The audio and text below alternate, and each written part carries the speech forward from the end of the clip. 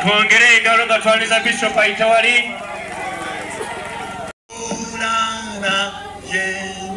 Tulitambula wamuna ye yanatugambanga tunabikolanga kino kyokka tumwesigeye otyomugondere era omwesige tewali kubotana iwa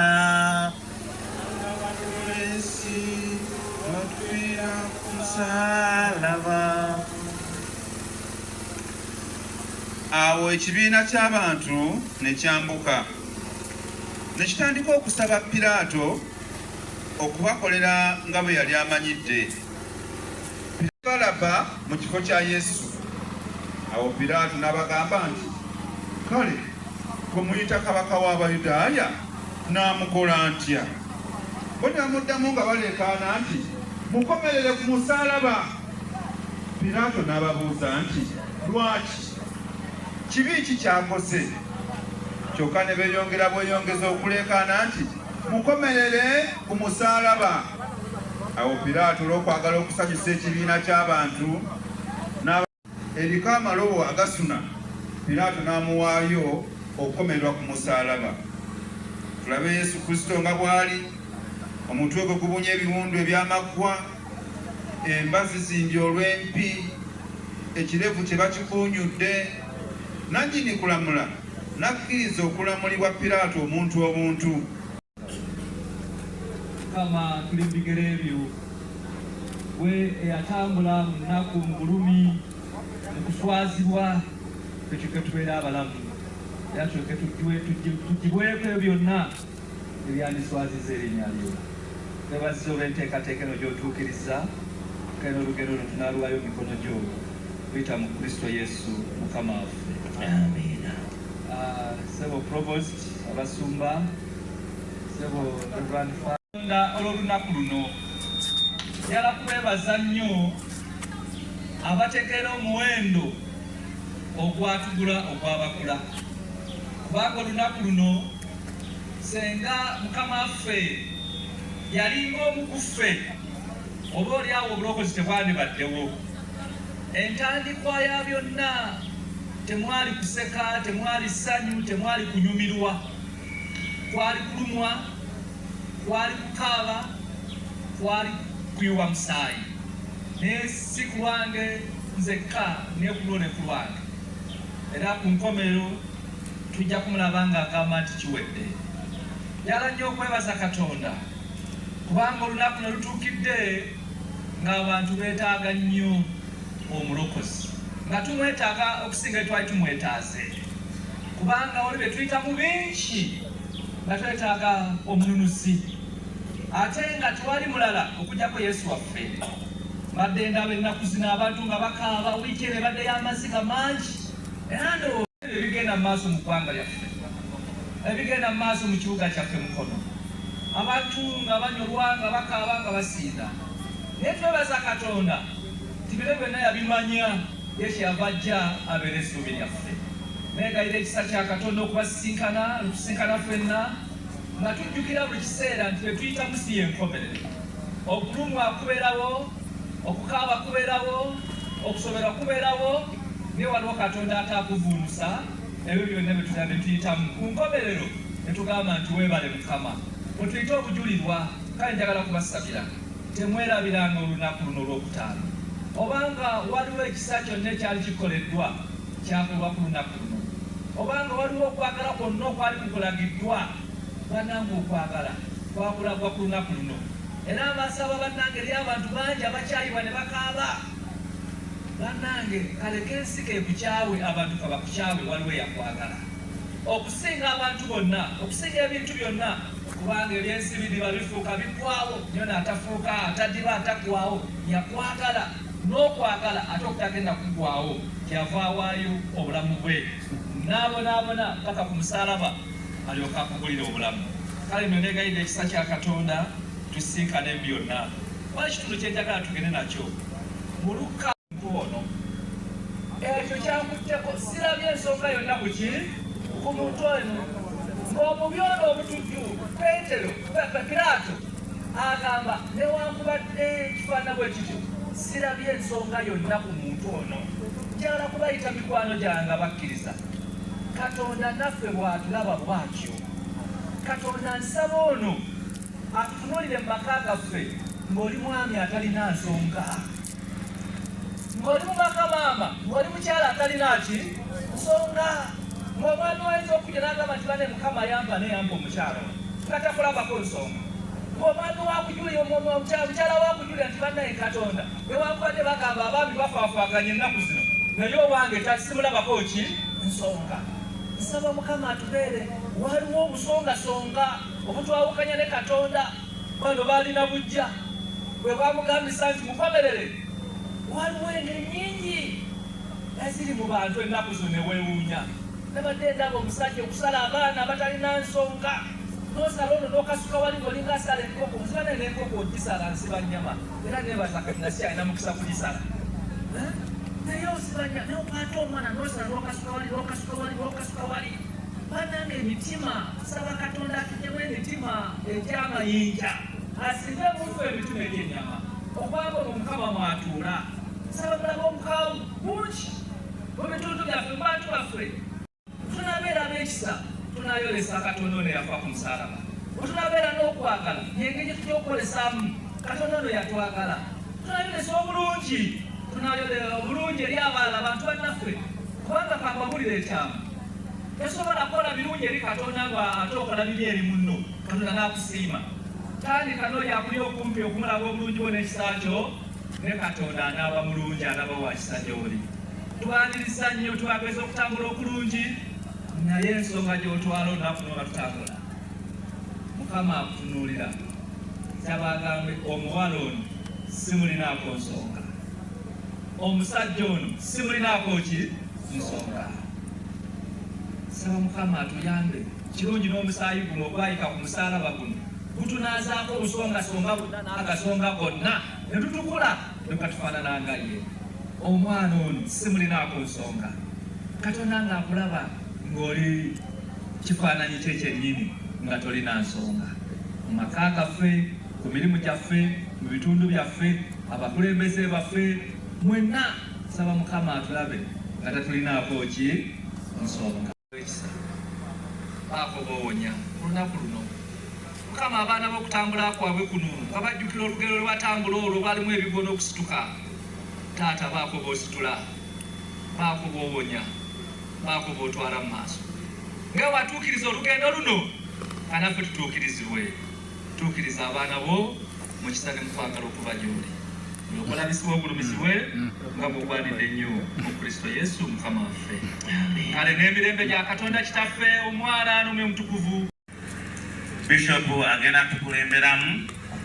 Tukuleko mu ngalo ez'amaanyi olw'ekyo nga yeetikka omusalaba era atongoza ogusitula. Ekirala omusalaba kwaya twoluyimba alaba yakulembera. Kwaya School Lumayimba Kandije Yesu Kandije Jodi Nazana Ingamyonda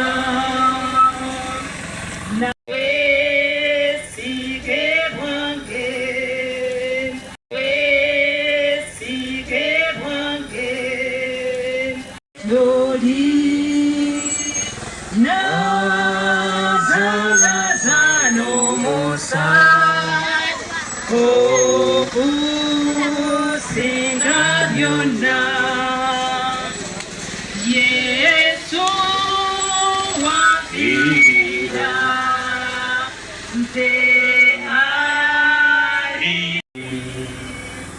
Kandije Yesu Kandije Jodi Nazano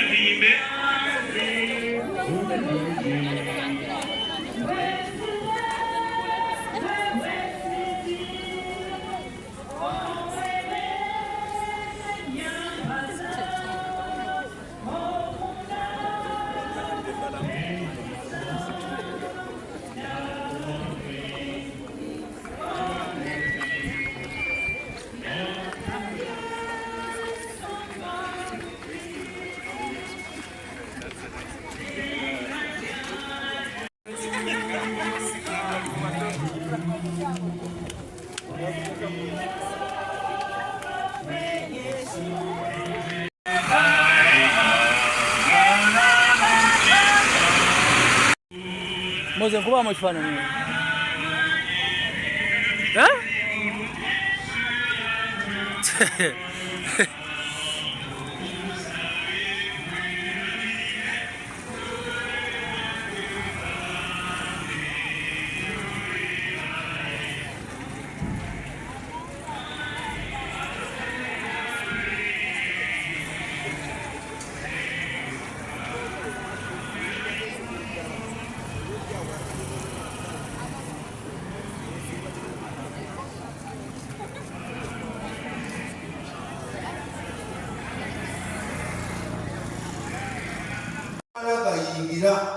wabeerangawo wali saddaaka tewalina okusooka ngaokola ku mulyango guli ogwa wankaaki kati awo ku wankaaki awo bwe watuukangaawo wabeerangawo embuzi oba nosindiga n'ogikwatako n'oyogera ebibi byo byonna bye wakoze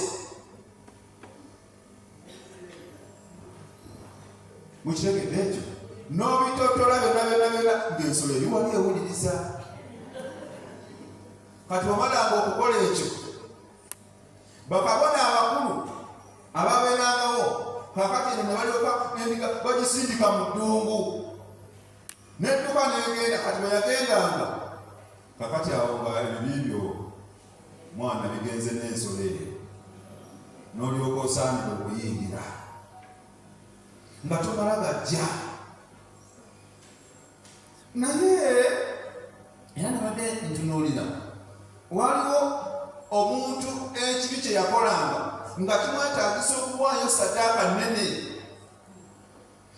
Okusonyiwa tekwali kwa jjenjeero, tekwali kwa gawagate nga bwe nasobezza kakati mukama onsonyiwe mukama kikwera akola nedda byabeerangamu omuwendo gwe wateekangamu nga gwe wennyini kaza musango gwoteekamu ki.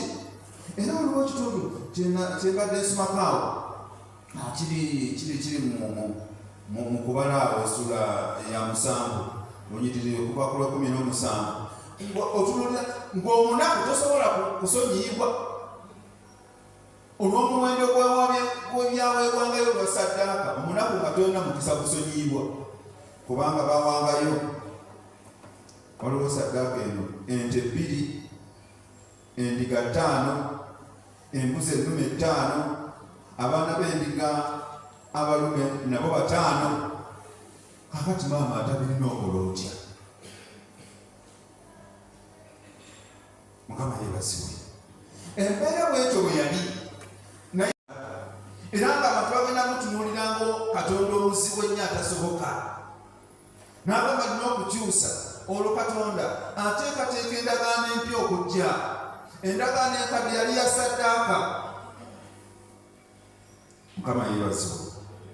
Kati mu ndagaano empya awo Yesu wayingirirawo n'abeera saddaaka yaffe. Era saddaaka ezaweebwangayo olw'emirembe ezo nga tezikyaweebwayo. Mujjukire mu kujja kwa Yesu Bayibuli emwogerako nti kabaka ow'emirembe. Mukitegedde yajja atutaase ku saddaaka ze twandibadde tukola. Yabeera saddaaka yaffe ng'oli awo ng'ojjudde ebibi nga tosaanira. Bannaye abantu bendibaga mu bibi. Abantu nga twendibaze omuntu akola ekintu Bishop Silver yatera mukyogera ne sitaani naye n'agamba naye bannange nze bannange abaana abato n'akuba n'agwa mu kikomera n'asanjaga asooka n'asanjaga owokubiri n'asanjaga owokusatu n'asanjaga n'owokuna. Mwabirabye bantu badde bamugolokokeddekaawo poliisi bwe yayingiriddewo mangu awo negiraawo nemutaasa kubanga ati nga alina information gyerina okumujjamu. Kakati omuntu afaanana bw'atyo naye asobola okusonyiika. Waliwo ebintu ebimu nga Katonda yekka y'amanyi. Ebintu ebimu Katonda yekka y'amanyi nga ku mwana w'omuntu teri n'omu asobola kukitegeera. Naye Katonda yekka y'amanyi kakati oyo omukola otya. Oyo singa aba atuuse mu maaso g'omukola otya. Era singa ze naga nti Mukama nzize kwenenya munaye mu maaso g'olwa kino kye nakola, oyo asonyiika oyo. Kristo saddaaka yaffe feffe twekwata ne tugamba nti Mukama kati ebyange gw'obimanyi. Tuyinza okuba kiri kyokka naye n'abalala tulina ebyaffe. Waliwo abantu bakola ebintu wano ebikambwe ebikakali n'olwekyo kulina ebifaanana bwe biti basewo ne bannyawo. Tujjukira ekiseera Mukama waffe kye yayitamu ng'akkiriza twasomye mu Isaaya 53 ng'akkiriza okwetikka obuyinike bwaffe, ng'akkiriza okwetikka obulumi bwaffe, ng'akkiriza okwetikka emigugu gyaffe, ng'akkiriza yeetikka ensonga yeeyo kutawaanya.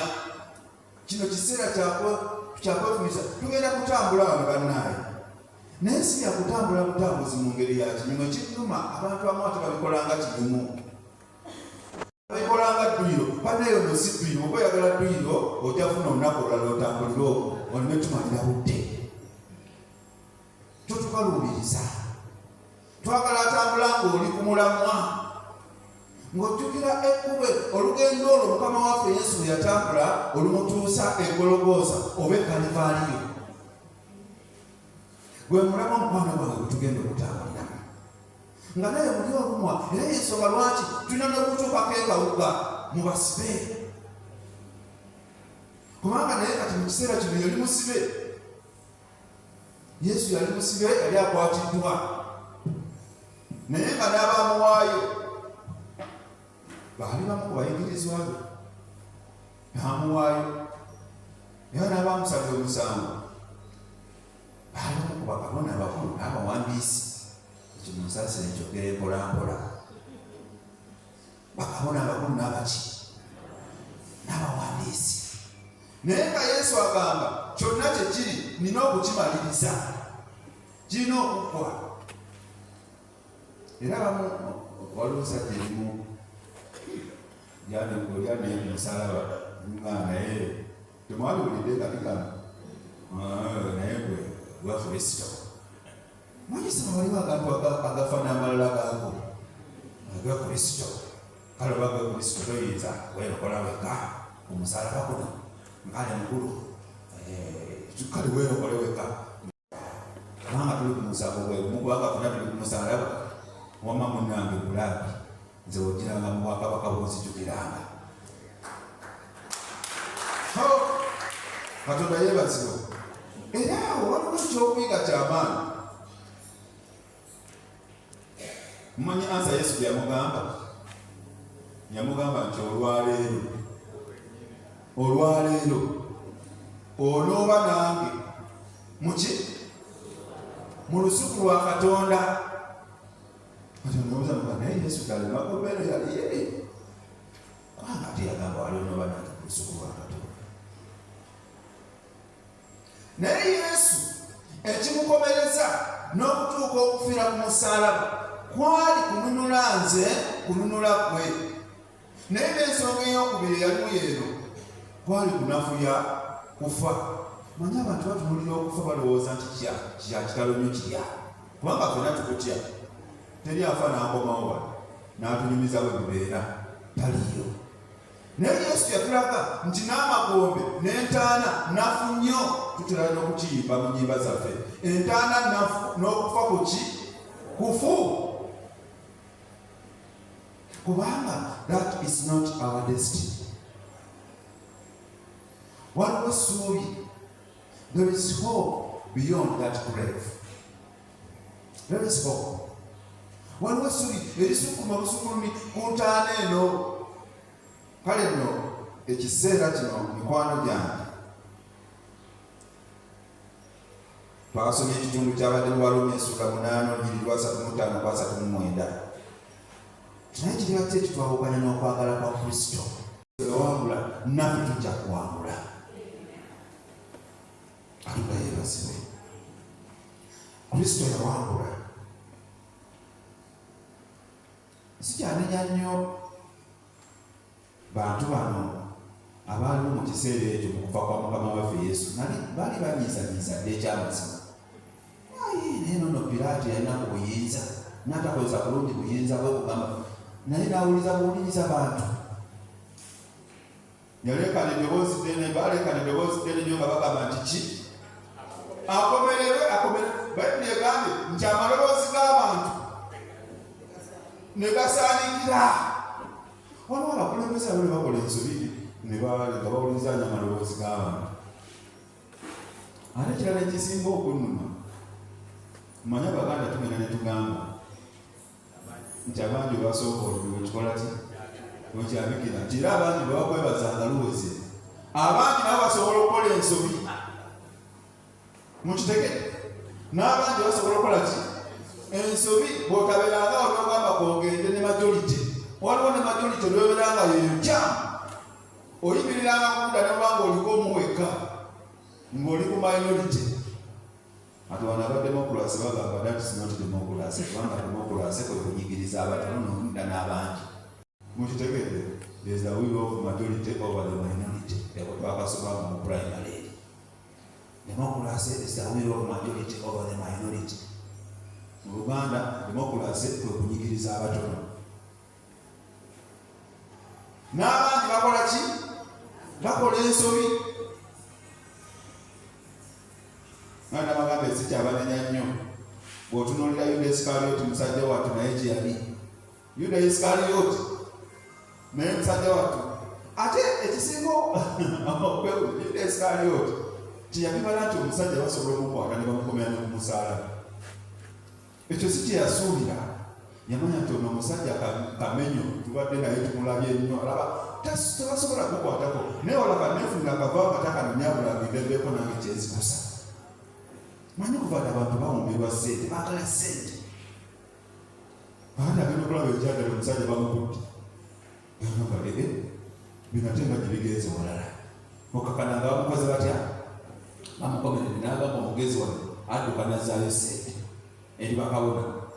Bwe yaziddusa okuzitwalayo bamugamba bugambe mukulu, ssebo guno omusango teguli ku ffe, guli ku ggwe. Bamwefuulidde guno omusango guli kwani? N'olwekyo ssente zo ffe tulina gye tuzitwala ziriko n'omusaayi. Naye kyeyakola n'azisuula awo n'adduka n'agenda ne yeetuba. Naye nabo ne bagamba tujja kuzireka kukaddiira nakonoonekera wano tusobozebwako kye tuzikolamu, ne bazigulamu olusuku. Mukama yeebazibwa Oluganda. Kati n'oyo Yuda Isikalioti eyo yali ndowooza ye. Naye bino byonna byabaawo ebyawandiikibwa bisobole okutuukirira. Mukama waffe Yesu Kristo asobole okutununula ku musaalaba. Kale nga tutambula ggwanga lyaffe, wabeerewo ebitukako mu famire zaffe eyo. Baako n'omulamwa gwo gw'ogenda okutambulira, baako ensonga ekutambuza mu kusabako, baako ky'oteeka amaaso ga Katonda ng'eno bw'otambuza kkoli omusaalaba. Tulina okutambula obutambuza okutuusa oluwalo nga bwe nagambye. Mukama abanjagalire, Mukama abeere wangula, naffe tujja kuwangula. Katonda yeebazibwe. Kristo yawangula. Sikyanenya nnyo bantu bano abaaliwo mu kiseera ekyo mu kufa kwa Mukama waffe Yesu baali banyiizanyiiza dde ekyamazima. Naye nono Piraato yalina ku buyinza n'atakozesa bulungi buyinza bwe kugamba, naye n'awuliza buwuliriza bantu. Yalekana eddoboozi ddene, baalekana eddoboozi ddene nnyo nga bagamba nti ki? Akomererwe. Bayibuli egambye nti amaloboozi g'abantu ne gasaanikira. Waliwo abakulembeze abali bakola ensobi nga bawulizanya amaloboozi g'abantu. Ate ekirala ekisinga okunnuma, mmanyi Abaganda tugenda ne tugamba nti abangi basooka olubwe kikola ki wekyabikira nti era abangi bebakwebazanga luweze, abangi nabo basobola okukola ensobi. Mukitegere, n'abangi basobola okukola ki ensobi. Bw'otabeeranga olwogamba kwogende ne majority, waliwo ne majority olweberanga yeyo oyimiriranga kunda nebanga oliko omuweka ng'oli ku minority. Ati wano abademokulaasi bagamba that is not democracy, kubanga democracy kwe kunyigiriza abatono n'omunda n'abangi. Mukitegedde, there is the will of majority over the minority. Eko twakasobanga mu primary. Democracy is the will of majority over the minority. Mu Luganda democracy kwe kunyigiriza abatono. N'abangi bakola ki? Bakola ensobi. Mwana magambe sikyabanenya nnyo. Bw'otunuulira Yuda Isikaliyooti musajja wattu naye gye yali. Yuda Isikaliyooti naye musajja wattu. Ate ekisinga Yuda Isikaliyooti teyabibala nti omusajja basobola okukwata ne bamukomera ne kumusaalaba. Ekyo si kye yasuubira. Yamanya nti ono omusajja kamenyo tubadde naye tumulabye nnyo alaba tebasobola kukwatako naye olaba nefunira akavaawo katakanonyabulagiddeeko nange kyezikusa. Manyi okuvaada abantu bawumbirwa ssente baagala ssente. Baada agenda okulaba ekyagala omusajja bamukudde. Yagamba binate nga gye bigenze walala. Okakananga bamukoze batya? Bamukomerere n'agamba omugezi wano adduka n'azzaayo ssente. Eri bakabona. Bwe yaziddusa okuzitwalayo bamugamba bagambe mukulu. Ssebo guno omusango teguli ku ffe, guli ku ggwe. Bamwefuulidde. Guno omusango guli kwani? N'olwekyo ssente zo ffe tulina gye tuzitwala ziriko n'omusaayi. Naye kyeyakola n'azisuula awo n'adduka n'agenda ne yeetuba. Naye nabo ne bagamba tujja kuzireka kukaddiira nakoononekera wano tusobolezebwako kye tuzikolamu ne bazigulamu olusuku. Mukama yeebazibwa Oluganda. Kati n'oyo Yuda Isikaliyooti eyo yali ndowooza ye. Naye bino byonna byabaawo ebyawandiikibwa bisobole okutuukirira. Mukama waffe Yesu Kristo asobole okutununula ku musaalaba. Kale nga tutambula ggwanga lyaffe wabeerewo ebitukako mu famire zaffe eyo. Baako n'omulamu abo gw'ogenda okutambulira, baako ensonga ekutambuza mu kusabako, baako ky'oteeka amaaso ga Katonda ng'eno bw'otambuza kwoli omusaalaba. Tulina okutambula obutambuzi okutuusa oluwalo nga bwe nagambye. Mukama abanjagalire, Mukama abeera. Moze nkubamu ekifaananyi.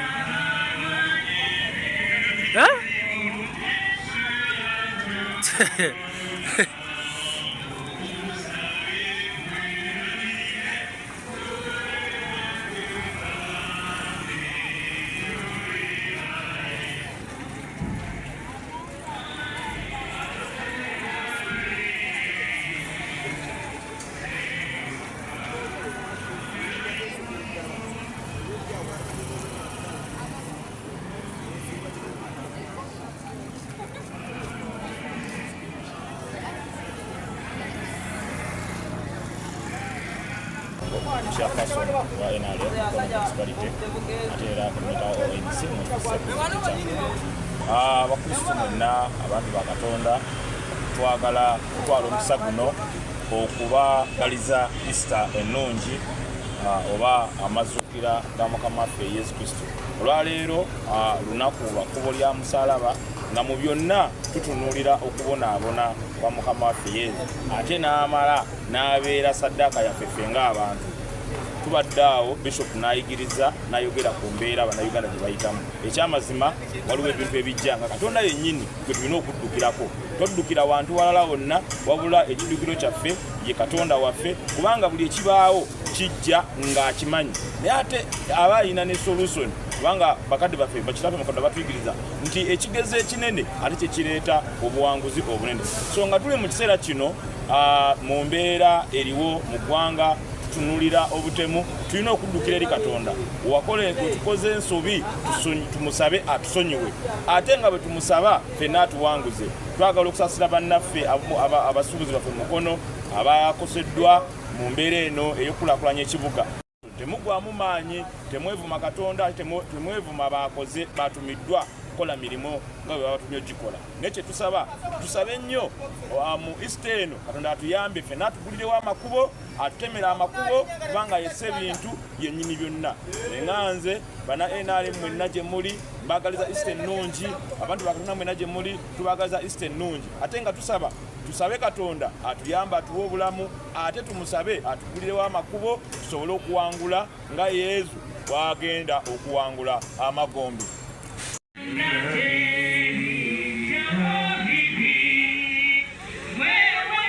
Emotoka mwimirikaawo distance nene fena tuyimbe